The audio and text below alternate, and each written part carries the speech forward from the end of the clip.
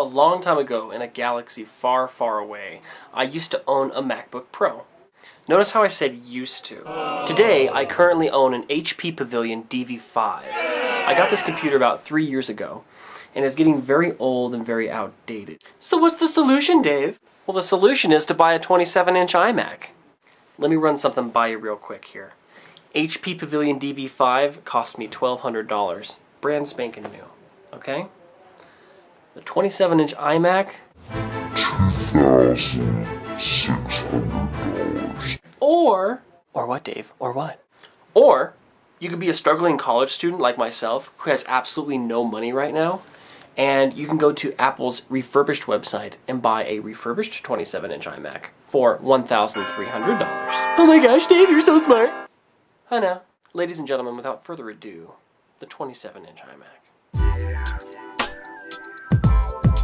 Do you notice how the iMac completely dwarfs my laptop now?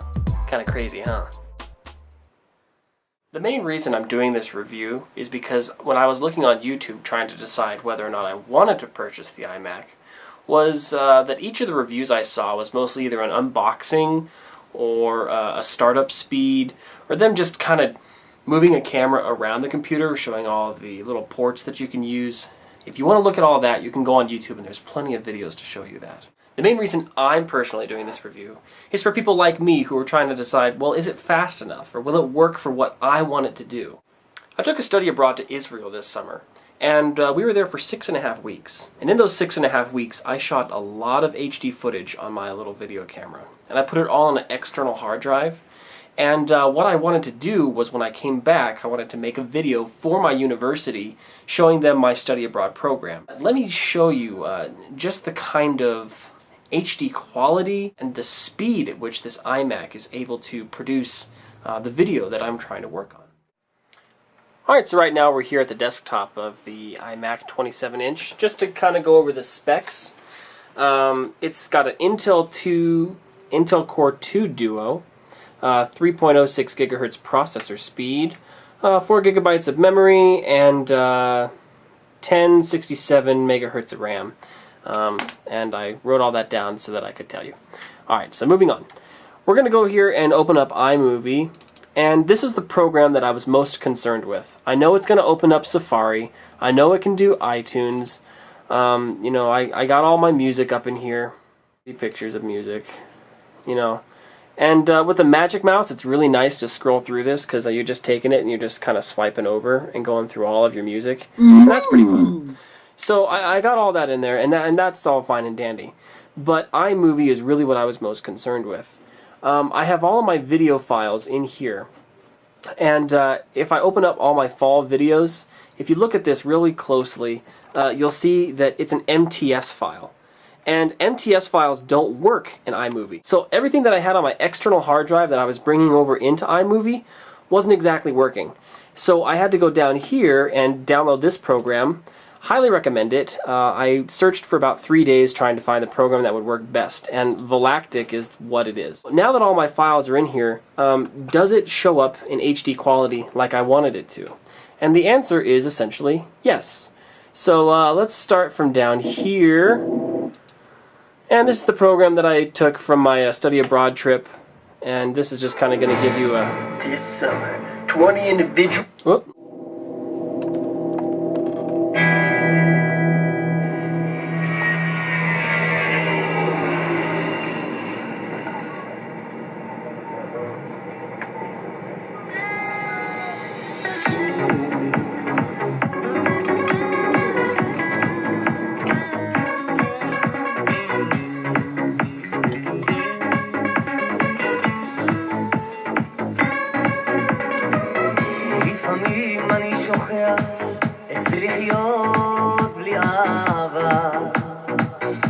השנים שלנו יחד נראות כמו יום אחד עם הזמן שחולף אני שב ומתאהב רק רוצה להודות לומר את שבלב לפעמים. Okay, so there you have it.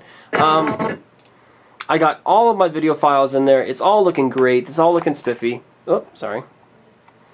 And so that's really what I wanted to see that it would do. It's taking all of this HD footage that I have. And let me show you. Let me click this Israel project just so you can get an idea of just how many flipping video files I have from this stinking trip, okay? It inputted all of them, and if we just scroll through it,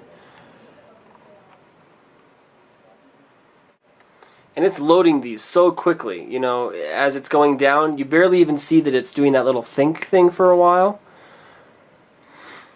Each of these clips is probably 1 or 2 minutes each, you know. So there we go. Almost about 300, maybe 400 clips all right there. So, I mean, it's really fast. It's doing what it should be. It's going through all its Intel Core Duo processor stuff.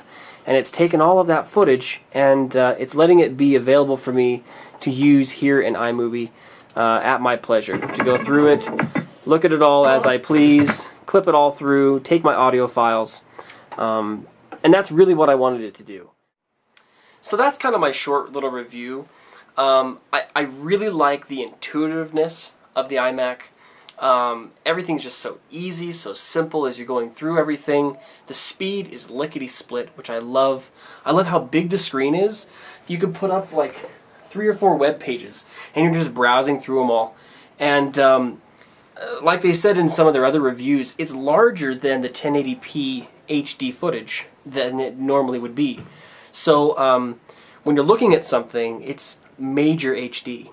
One thing that I'm going to be doing in the future is I'm going to be getting an adapter so that I can plug a Blu-ray into it and I can start watching Blu-ray videos on the iMac. That's going to be awesome. The adapter is like $40 to $50, plus then you got to buy a Blu-ray player. A few recommendations if you're going to be purchasing this computer. Number 1, if you're a struggling college student like me, you definitely should get the refurbished. There's no sense in forking out $2,600 when you can get it for $1,300. That's half off. That's a no-brainer. Secondly, if you are going to get the refurbished iMac, go ahead and get the Apple Protection Plan. Okay? It's just a few dollars extra that you're adding to your order, and really if you're forking out $1,300 to buy a used product, it's probably a good idea to be getting an Apple Care Protection Plan in the first place. If anything happens, they're going to take care of it for a year, 2 years, 3 years, depending on which Apple Care Protection Plan you purchase. Next, if you are going to be purchasing this, and you are going to be getting a refurbished iMac, go ahead and give them a call. If you're going to be talking to a person over the phone, there's a larger chance, rather than you doing it on the website like I did the first time, if you can confirm your order. You can let them know that you are getting the 27, that you are getting it shipped next day, you are getting a confirmation on the price. And don't hesitate to call them if your order's taking a while or there's any mishaps or anything like that. Granted, there was some miscommunications when I was talking to them, but the people were very friendly. And I wasn't on hold for very long. It was probably 2 or 3 minutes, tops. So they're really good at answering the phone, so go ahead and give them a call. Besides that, that's really all I have to say about the 27-inch iMac. You can look up the specs on other YouTube videos, but really all I wanted to do was let you know if you're taking pictures, taking HD quality video, this thing's going to run like a dream. It's the best computer I've ever had personally, and I highly recommend it to anybody who's looking at getting an iMac. Go for the 27-inch. Like you can see, it's huge. And that's what she said. Alright, without further ado, I'm going to get back to work on my Israel video. Peace!